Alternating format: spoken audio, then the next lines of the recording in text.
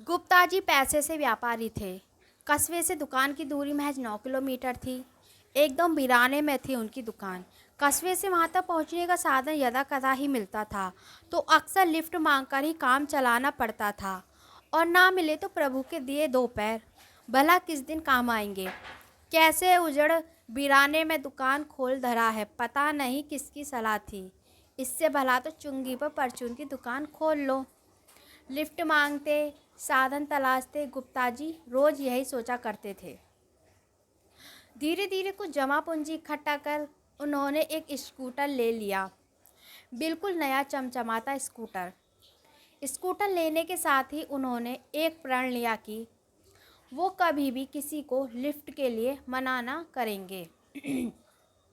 आखिर वो जानते थे, जब कोई लिफ्ट को मना करे तो कितनी शर्मिंदगी महसूस होती है। अब गुप्ता जी रोज अपने चमचमाते स्कूटर से दुकान जाते और रोज कोई ना कोई उनके साथ जाता। लौटते में भी कोई ना कोई मिल ही जाता। एक रोज लौटते वक्त एक व्यक्ति परेशान सा लिफ्ट के लिए हाथ फैलाए था।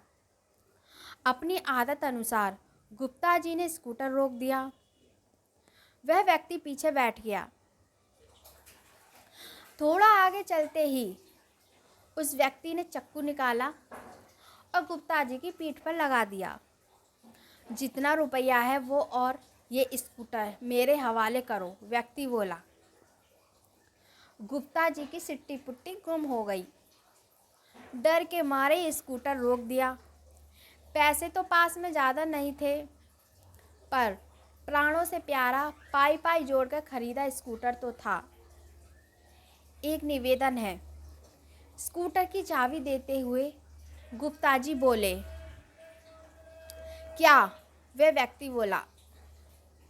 यह है कि तुम कभी किसी को ये मत बताना कि ये स्कूटर तुमने कहाँ से और कैसे चोरी किया। विश्वास मानो मैं भी रपट नहीं लिखाऊंगा। गुप्ता जी बोले। क्यों? व्यक्ति हैरानी से बोला। यह रास्ता बहुत उज्जड़ है, नीरा वीरान, सवारी मिलती नहीं। उस पर ऐसे हादसे सुन आदमी लिफ्ट देना भी छोड़ देगा। गुप्ता जी बोले। व्यक्ति का दिल पसीजा। उसे गुप्ता जी भले मानुस प्रतीत हुए, पर धंधा तो धंधा होता है। ठीक है कहकर वे व्यक्ति स्कूटर ले उड़ा। अगले दिन गुप्ता जी जब सुबह सुबह अखबार उठाने दरवाजे पर आए, दरवाज़ा खोला तो स्कूटर सामने खड़ा था। गुप्ता जी की खुशी का ठिकाना ना रहा। दौड़ कर गए और अपने स्कूटर को बच्चे जैसा प्यार करने लगे। देखा तो उसमें कागज़ भी लगाया था। गुप्ता जी, यह मत समझना कि तुम्हारी बातें सुन मेरा हृदय पिघल गया। कल मैं तुमसे स्कूटर लूट उसे कस्बे ले गया। सोचा कबाड़ी वाले के पास भेज दूं। अरे ये तो गुप्ता जी का स्कूटर है। इससे पहले मुझ कहता कबाड़ी वाला बोला। अरे गुप्ता जी ने मुझे बाजार कुछ काम से भेजा है कहकर मैं बाल बाल बचा। परंतु शायद उस व्यक्ति को मुझ पर शक सा हो गया था। फिर मैं एक हलवाई की दुकान पर गया। जोरदार भूख लगी थी तो कुछ सामान ले लिया। अरे ये तो गुप्ता जी का स्कूटर है, वो हलवाई से बोल पड़ा। हाँ, उन्हीं के लिए तो ये सामान ले रहा हूँ।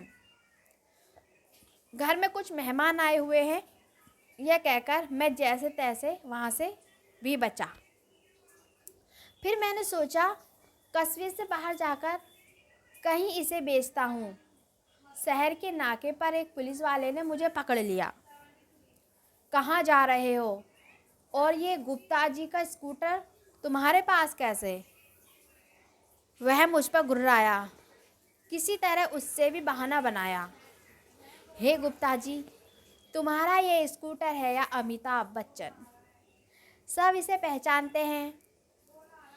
आपकी अमानत मैं आपके हवाले कर रहा हूँ। इसे बेचने की ना मुझमें शक्ति बची है ना हौसला। आपको जो तकलीफ़ हुई है उस एवज में स्कूटर का टैंक फुल करा दिया है। पत्र पढ़ गुप्ता जी मुस्कुरा दिए और बोले, कर भला तो हो भला।